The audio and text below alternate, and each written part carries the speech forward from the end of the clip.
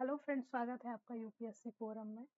और इस प्लेटफॉर्म के माध्यम से हम आपके साथ डिस्कस करने वाले हैं वर्ल्ड मैप के बारे में। और बेसिक से हम शुरू करेंगे। इसमें जो भी आपको पढ़ाया जाएगा वो आपको UPSC, UPPSC, other state exams जैसे एमपीपीएससी, बीपीएससी, वनडे एग्जाम जैसे एसएससी, बैंकिंग, रेलवे, इनके लिए इम्पोर्टेंट होंगे। तो सबसे पहले हम देखते हैं हमारे टॉपिक्स क्या क्या हैं। हमारे टॉपिक हैं continent, continent by area, by population, continent by coastline length, oceans in the world, latitude, longitude. हम इस पे चर्चा करेंगे। Prime meridian, international date line, Indian standard time पे हम चर्चा करेंगे। और हेमिस्फीयर ऑफ द वर्ल्ड हम यहाँ पर देखेंगे। तो सबसे पहले हम देखते हैं बेसिक्स ऑफ वर्ल्ड मैप के बारे में। So there are 7 continents in the world. सबसे बड़ा कॉन्टिनेंट एशिया है।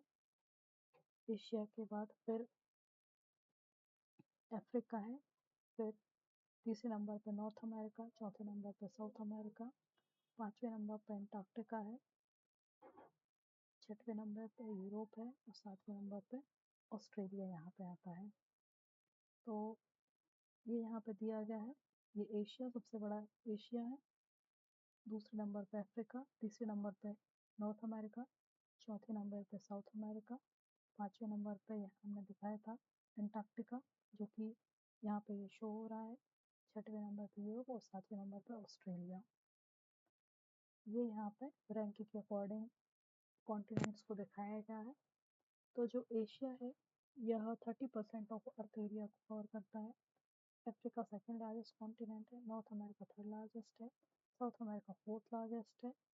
एंटार्क्टिका, इसे आइसी लैंडस्केप भी कहा जाता है। और एंटार्क्टिका साउथ पोल के चारों ओर फैला हुआ है। यूरोप जो कि सिक्स लार्जेस्ट है, और जब हम इसे एशिया के साथ पढ़ते हैं तो इसे यूरेशिया कहा जाता है। सेवेंथ नंबर पर ऑस्ट्रेलिया है, जो कि स्मॉलेस्ट कॉन्टिनेंट है and it is also known as Oceania. Oceania भी इसे कहा जाता है। और जब हम ओशनिया टर्म पढ़ते हैं तो उसमें और भी सारे आइलैंड हैं, वो आ जाते हैं, जिनकी चर्चा हम आगे आने वाली स्लाइड में करेंगे। तो कोस्ट कॉन्टिनेंट्स बाय पॉपुलेशन, तो पॉपुलेशन के हिसाब से अगर देखें तो सबसे बड़ा जो कॉन्टिनेंट है ये एशिया है। फिर अफ्रीका है। पॉपुलेशन, सबसे ज़्यादा पॉपुलेशन नो डाउट कि एशिया महाद्वीप में, एशियन कॉन्टिनेंट में भारत और चीन जैसे देश शामिल हैं। और दूसरे नंबर पर अफ्रीका, तीसरे नंबर पर यूरोप, चौथे नंबर पर नॉर्थ अमेरिका, पांचवें नंबर पर साउथ अमेरिका और छठवें नंबर पर ऑस्ट्रेलिया और ओशिनिया और एंटार्क्टिका। जहाँ एंटार्क्टिका जो कॉन्टिनेंट है इसका उपयोग केवल रिसर्च पर्पज से किया जाता है ताकि इसको ह्यूमन इंटरफेरेंस से बचाया जा सके। तो यहाँ पर तो बहुत ही कम पॉपुलेशन है। यहाँ पर अधिकांशतः पोलर बियर और पेंगुइन इस तरह के एनिमल्स देखने को मिलते हैं। अब हम बात करने वाले हैं, हाँ, continents by coastline length. तो सबसे ज़्यादा जो कोस्ट लाइन लेंथ है ये एशिया की है। एशिया की है 62,800 किलोमीटर। सेकंड नंबर पे यूरोप है। थर्ड नंबर पे अफ्रीका है। यूरोप का क्यों है, क्योंकि यूरोप बहुत ही कटा फटा है, यहाँ पे आप देखेंगे बहुत ही ज़्यादा। और थर्ड नंबर पे अफ्रीका, फोर्थ नंबर पे नॉर्थ अमेरिका, फिफ्थ नंबर पे साउथ अमेरिका, सिक्स नंबर पे ऑस्ट्रेलिया, सेवन्थ नंबर पे अंटार्कटिका। अब हम एक चीज़ और देखते हैं कि हम यहाँ पे कोस्ट लाइन लेंथ की बात कर रहे हैं कॉन्टिनेंट की रिस्पेक्ट में, लेकिन अगर हम कंट्री की रिस्पेक्ट में बात करेंगे तो कोस्ट लाइन लेंथ की तो वो अलग होगा। तो उस हिसाब से सबसे ज़्यादा जो कोस्ट लाइन लेंथ वो किसकी है, वो है कनाडा की। अब हम यहाँ पे देखते हैं ओशिनिया। ओशिनिया जो है ये एक तरह से जोग्राफिकल रीजन है। और इस ओशिनिया जो है इसमें कई सारे आइलैंड स्कैटर्ड हैं, पैसिफिक ओशियन है, उसको लिया जाता है। तो ओशिनिया में आता है ऑस्ट्रेलिया, उसके बाद आता है न्यूजीलैंड, फिर आता है मेलानेशिया। मेलानेशिया में यहाँ पे आता है पापुआ न्यू गिनी, जैसे यहाँ पे दिखाया जा रहा है पापुआ न्यू गिनी, यहाँ पे ये है। और उसके बाद यहाँ पे ये फिजी ये है, और सोलोमन आइलैंड आ गया इसमें, और वनातू ये भी है यहाँ पे। ये हाईलाइट कर दिया मैंने यहाँ पर, एक सेकेंड। हाँ, और माइक्रोनेशिया इसमें पलाउ, नोरू, माइक्रोनेशिया यहाँ पे ये है। तो इसमें माइक्रोनेशिया इसमें आ रहा है किरिबाती, कैरोलिन आइलैंड, पलाउ आ गया, मार्शल आइलैंड आ गया, ठीक है। और भी है। और पोलिनेशिया में क्या होगा, पोलिनेशिया में कई सारे ये, इसमें पोलिनेशिया में हवाना आ जाएगा, जिस पर यूएसए का अधिकार हुआ है, टोंगा आ जाएगा, समोआ आ जाएगा, तुवालू आ जाएगा, और भी ये इतने सारे यहाँ पे दिए गए हैं। ये सारे आइलैंड यहाँ पर ये किस में आ जाएंगे, ये पोलिनेशिया में आ जाएंगे। जैसे यहाँ पे ये कुक आइलैंड है, सोसाइटी है, और ये कौन सा है, ऑस ऑस्ट्रल ऑस्ट्रल आइलैंड यहाँ पे आ जाएगा ये, ठीक है। अब हम आगे देखते हैं ओशियंस। सो ओशियंस की अगर हम बात करें तो मतलब मुख्य रूप से 5 ओशियंस हैं। आर्टिक ओशियन हो गया यहाँ पे, हाँ आर्टिक ओशियन हो गया। Now there are 5 oceans in the world. तो ओशियंस जो है ये सारे एक दूसरे से कनेक्टेड है, और आज सरफेस का 71% जो है वो ओशियंस कंसिस्ट किए हुए हैं। तो यहाँ पे है Pacific ocean.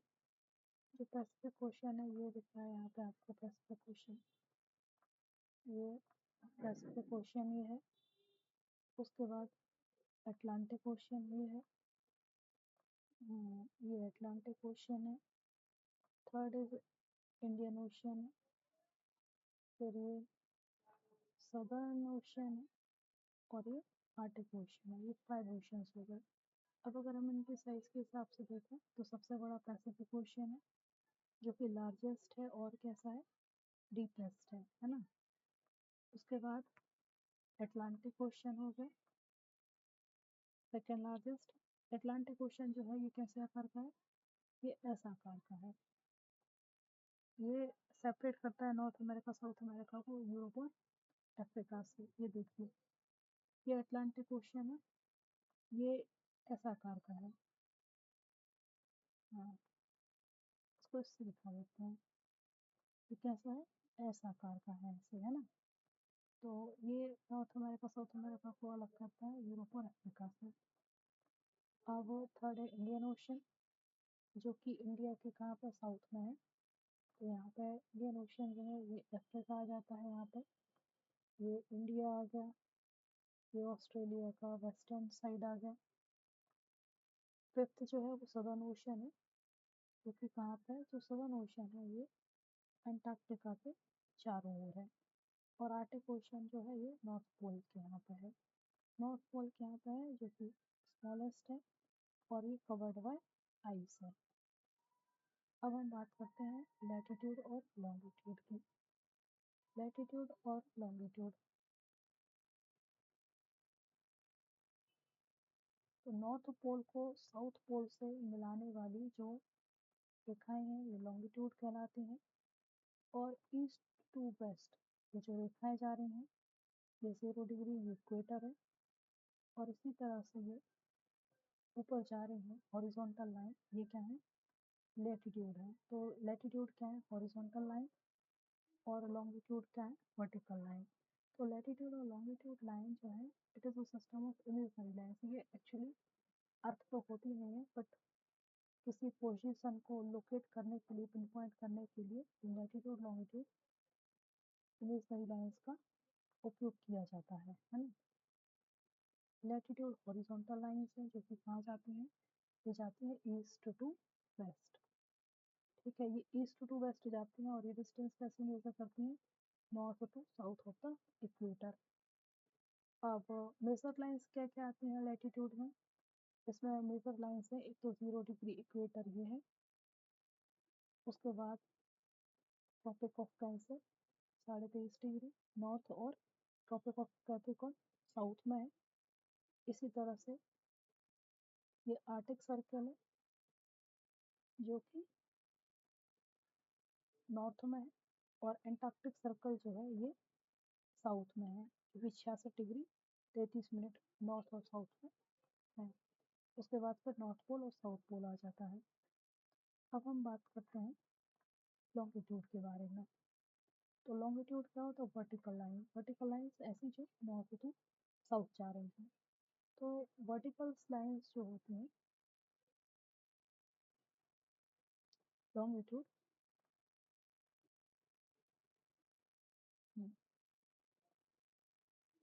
Vertical lines longitude कहलाती हैं। ये नॉर्थ टू साउथ जाती हैं, और जो एक 0 डिग्री लॉन्गिट्यूड होती है, जैसे कि ये यहाँ पे ये 90 डिग्री दिख रही है, पर ये जो 0 डिग्री होती है लॉन्गिट्यूड, ये क्या कहलाती है? Prime meridian. इसको यहाँ पे देख लेते हैं। इसी को, ये जो 0 डिग्री, यहाँ पे ये 0 डिग्री है, यहाँ पे ये जो 0 डिग्री लॉन्गिट्यूड है ये प्राइम मेरिडियन है, जो कि कहाँ से होके जाती है?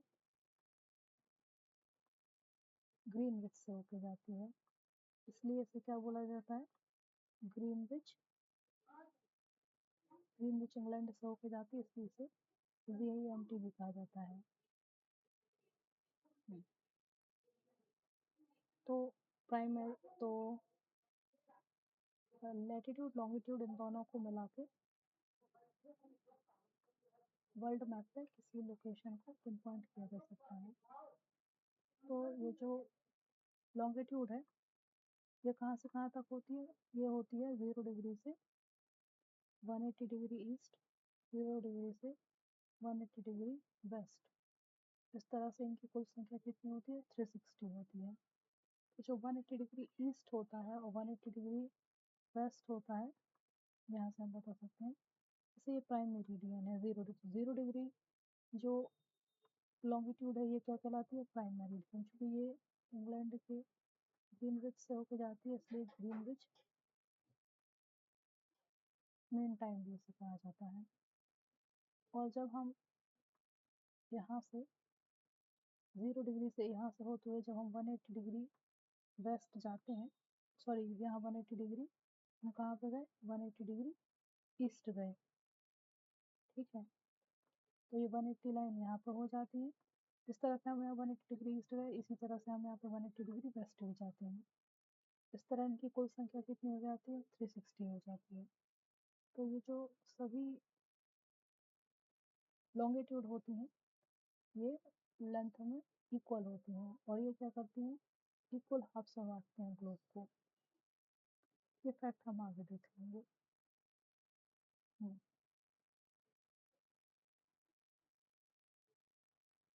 यहाँ पर 0 degree longitudinal line that runs through Greenwich England is considered as primary, it passes through Atlantic Ocean। ये Atlantic Ocean से होकर जा रही है।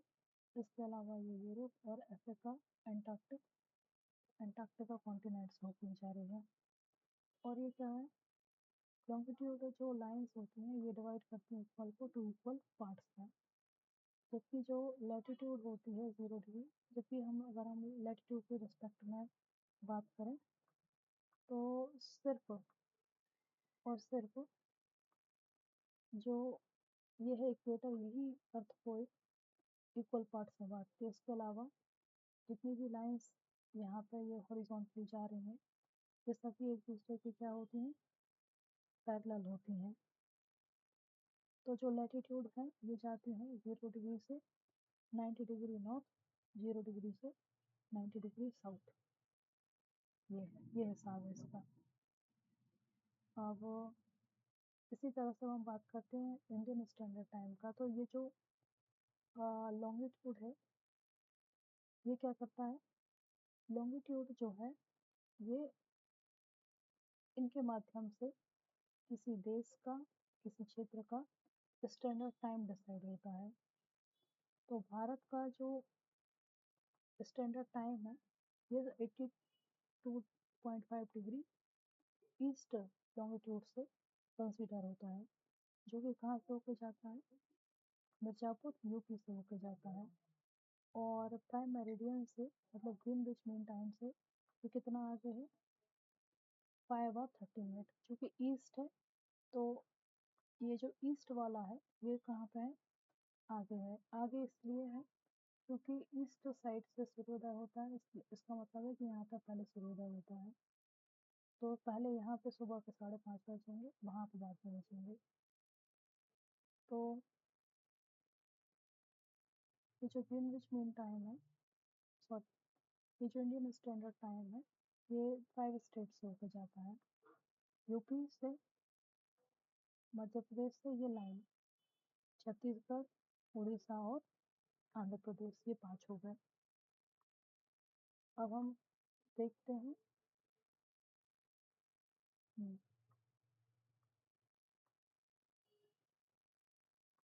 International date line. International date line जो है ये भी एक इमेजनरी लाइन है, ये आपको शो हो रही है। तो जो इंटरनेशनल डेट लाइन है ये 180 डिग्री ईस्ट और 180 डिग्री वेस्ट, जब हम लॉन्गिट्यूड की बात करते हैं तो 0 से 180 डिग्री ईस्ट और 0 से 180 डिग्री वेस्ट में जब आते हैं तो ये एक ही लाइन होती है, इमेजनरी लाइन। ये इंटरनेशनल डेट लाइन कहलाती है। इसे इंटरनेशनल डेट लाइन इसलिए कहते हैं क्योंकि ये कैलेंडर शो करती है, मतलब जब हम इंटरनेशनल डेट लाइन के अक्रॉस होते हुए ईस्ट में जाएंगे तो एक दिन कम होगा, और जब हम इसके वेस्ट में आएंगे तो एक दिन बढ़ेगा। इसका मतलब ये है कि अगर हम अमेरिका से जापान जा रहे हैं इंटरनेशनल डेट लाइन को क्रॉस करते हुए तो एक दिन बढ़ेगा, और अगर हम जापान से इसको क्रॉस करते हुए अमेरिका जा रहे हैं तो एक लाइन एक दिन कम होगा। तो कैलेंडर में एक दिन का फर्क आ जाता है। और हम ईस्ट और वेस्ट देखते हैं तो ये हम 180 डिग्री के रिस्पेक्ट में देखते हैं। हम देखते हैं कि ये जो लाइन है ये डेविएट है। इसके डेविएट होने का मुख्य कारण ये है कि जो टाइम डिफरेंस है, जो कि एक ही क्षेत्र के जो आइलैंड है या फिर एक ही देश का जो क्षेत्र है उसमें डे डिफरेंस, टाइम डिफरेंस ना आए, इसलिए ऐसा किया गया है। तो हम देखते हैं कि ये मुख्य तौर पर किरिबाती पर डेविएट हो रही है। ये रशिया के चुकोटका पेनिनसुला पर डेविएट हो रही है, और ये एलियूटन आइलैंड ऑफ अलास्का, हम देखते हैं कि ये किरिबाती क्या डेविएट हो रही है, रशिया की चुकोटका पेनिनसुला पर डेविएट हो रही है, और अलास्का के का ये जो आइलैंड है अलूटियन आइलैंड के यहाँ पे ये डेविएट हो रही है। हम्म,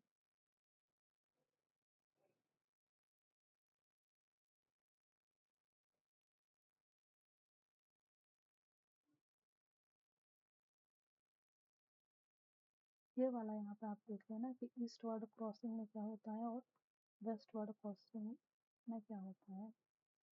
जब हम ट्रैवल करते हैं अक्रॉस इंटरनेशनल डेट लाइन और हम जा रहे हैं, मान लो ये है जापान, हम मान लो जापान से जा रहे हैं यूएसए, यहाँ से हम यूएसए जा रहे हैं तो हम कहाँ पे जा रहे हैं, ये हमारा ईस्ट वर्ड क्रॉसिंग है। तो यहाँ पे एक सब्ट्रैक्ट हो जाएगा कैलेंडर से। और अगर हम वेस्ट वर्ड जा रहे हैं, मतलब हम अमेरिका से जा रहे हैं जापान, यहाँ ये वेस्ट वर्ड क्रॉसिंग हो गया तो यहाँ पे कैलेंडर में एक दिन ऐड हो जाएगा। ये कॉन्सेप्ट याद रखना। अब हम बात करते हैं हेमिस्फीयर के बारे में।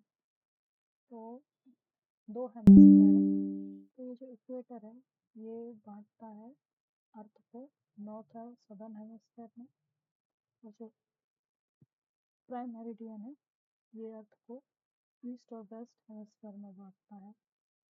इस प्रकार से हम ये देखते हैं कि अफ्रीका ही एक ऐसा कॉन्टिनेंट है जो कि सभी हेमिस्फेयर में नॉर्दर्न, सदर्न, ईस्ट, वेस्ट, हाँ, ये सभी में। तो अर्थ को हेमिस्फेयर में डिवाइड करते हैं इक्वेटर से या प्राइम मेरिडियन से। इक्वेटर नॉर्थ और साउथ हेमिस्फेयर में डिवाइड करती है, और प्राइम मेरिडियन जो है ईस्ट और वेस्ट में डिवाइड करती है, ये भी हमने देखा था। ठीक है, तो जो नॉर्दर्न हेमिस्फेयर ये कहाँ पे इक्वेटर के नॉर्थ में, सदर्न हेमिस्फेयर इक्वेटर के साउथ में, प्राइम मेरिडियन की ईस्ट में ईस्टर्न हेमिस्फेयर है, प्राइम मेरिडियन की वेस्ट में वेस्टर्न हेमिस्फेयर है। हाँ, ये हो गया। मैं आशा करती हूँ कि आपको ये लेक्चर समझ में आया होगा। आगे लेक्चर अपडेट के लिए आप मुझसे जुड़े रहिए, और हम आपकी यूपीपीएससी की तैयारी के लिए ऐसे ही वीडियो लेकर आएंगे, और कोशिश करेंगे कि सारी मैपिंग जो स्टेट पीएससी और यूपीएससी एग्जाम के लिए इम्पोर्टेंट है वो हम यहाँ पर कवर करें। तो डू लाइक, शेयर, सब्सक्राइब, और press the bell icon so that you can get continuous notification when we are uploading our new video to the YouTube. Thank you very much.